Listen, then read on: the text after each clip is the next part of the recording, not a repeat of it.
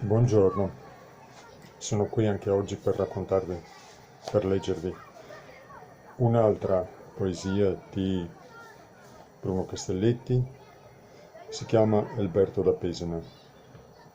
Questa poesia mi ricorda molto un personaggio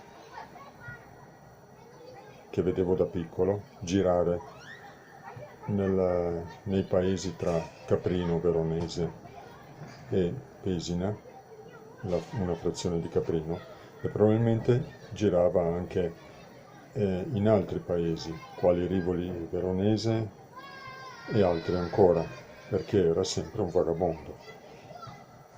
Questa era una persona che vedevo io da piccolo, non avevo conosciuto eh, personalmente, ma me lo ricordo perché girava per le strade, ecco insomma.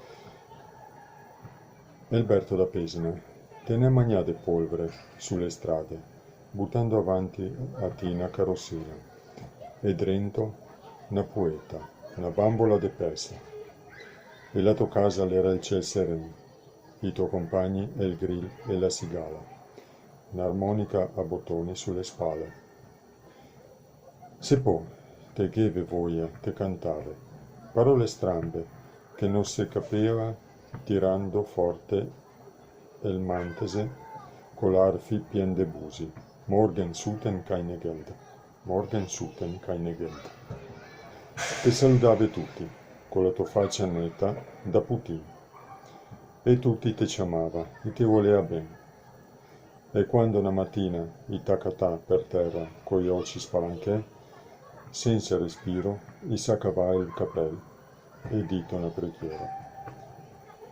E in segno della croce si accompagnava a una domanda sola, che tutti si faceva: cos'era la particola poeta?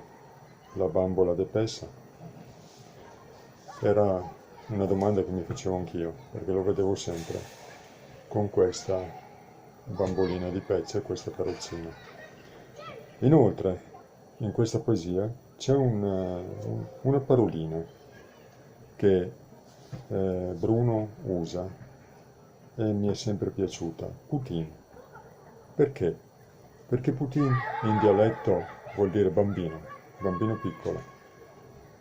E questa parola mi richiama anche, come si può dire, un cognome che si usa sia qui in Russia che nel Veneto. È molto presente questo cognome, Putin, appunto, e significa bambino piccolo.